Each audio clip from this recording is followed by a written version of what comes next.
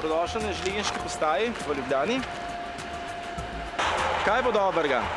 Ja, mene pa zanima, koliko različnih vrst vlakov imate. Imamo se pravi potniške vlake in imamo tovorne vlake. Za potniškimi vlaki peljemo potnike, za tovornimi vlaki peljemo tovor. Kam pa peljejo? Vlaki peljejo vse smeri. Vlaki peljejo iz Ljubljane proti Jesenicam, vlaki peljejo iz Ljubljane proti Kopru, pa proti Sežani, pa potem v smeri proti Zidanemu mostu, proti Dobovi, proti Mariboru, proti Novem mestu, Črnomlju, Metliki, proti Kamniku. Tako da teh vlakov je veliko. Te zanima, kam bo ta vlak peljal? Ja. Ta vlak bo odpeljal o 15 uri in 15 minut proti Hodošu, se pravi na Goričko. Kako pa si vse to zapomnite? Kako si zapomnim? To so neke vrste, bom rekel, dolgoletne izkušnje in če to ponavljaš vsak dan, se, bom rekel, s tem tudi veliko naučiš. Zakaj so pa vse te žice?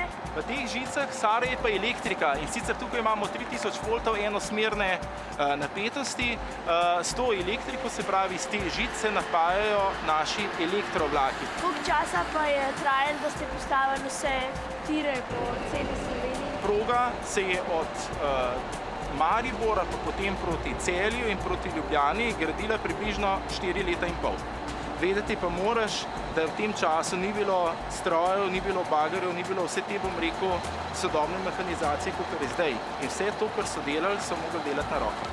Kako to, da se tukaj na postaji, kaj je toliko veliko vlakov, nikoli ne zgodi nesreča?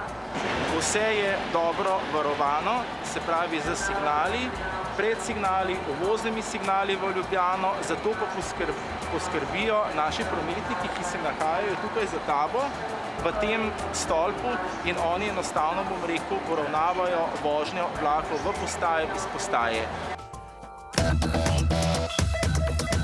Kako pa se naučite voziti vlak?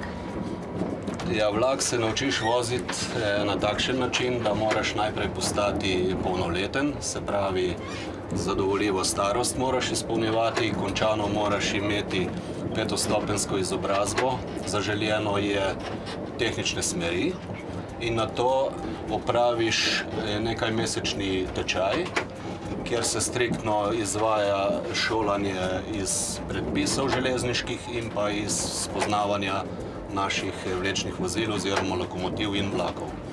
Po tem teoretičnem delu usposabljanja sledi še praktični del usposabljanja in po zaključenem tem praktičnem delu usposabljanja sledi izpitna vožnja. Približno tako kot na cesti, se pravi, opraviti je treba za vsako serijo lokomotive oziroma vozila posebej izpit, praktični del izpita. Ko gre pa ta vlak lahko najhitreje? Vlak, s katerim se trenutno peljemo, po slovenskih tirih vozi največ z maksimalno hitrostjo 140 km/h. Seveda je pa to odvisno od proge, od same konfiguracije, od opreme na progi, se pravi njenega tehničnega stanja in pa sposobnosti vozila, s katerim se pač prevažamo. Zdaj, ko je sneg, kako očistijo tire?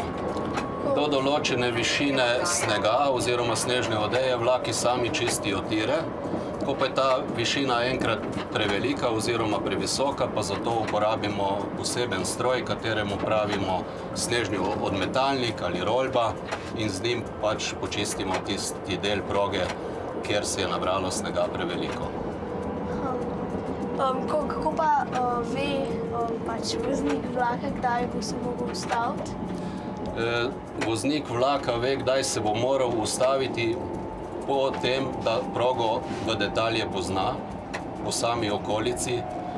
Se pravi, natreniral je v času praktičnega usposabljanja tudi občutek, kolikšna bo ta zaustavna pot, kdaj je potrebno začeti z zaviranjem vlaka. V vsakem primeru pa strmimo k temu, da se vlak zaustavi nekje do 350 metrov, govorim seveda o vlaku, s katerim se vozimo od hitrosti 100 proti 0.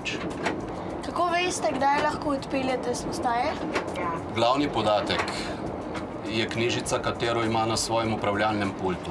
Vsak vlak je v tej knjižici predstavljen kot del voznega reda, to je voznoredna knjižica. Vsak vlak ima svoje podatke na svojem listu.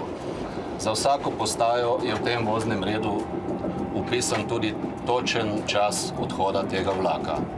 Vendar to še ne pomeni, da ta vlak lahko kar odpelje s postaje, če je ura tolikšna, kot piše v voznem redu, ampak morajo biti izpolnjeni še nekateri drugi pogoji. To pa so, govorimo za potniški vlak, da so vsi potniki vstopili oziroma izstopili. To strojvodi nakaže s svojim signalom vlakospremnik, v našem primeru je to sprevodnik, z dvignjenim loparčkom. Ključnega pomena so pa signalni znaki signalov, ki stojijo ob vsakem tiru na postaji, in če je na tem signalu signalni znak za dovoljeno vožnjo, v našem primeru je to rumena utripajoča luč in pod njo mirna zelena luč, to pomeni, da so vsi pogoji za vožnjo tega vlaka izpolnjeni in strojvodja lahko prične z vožnjo.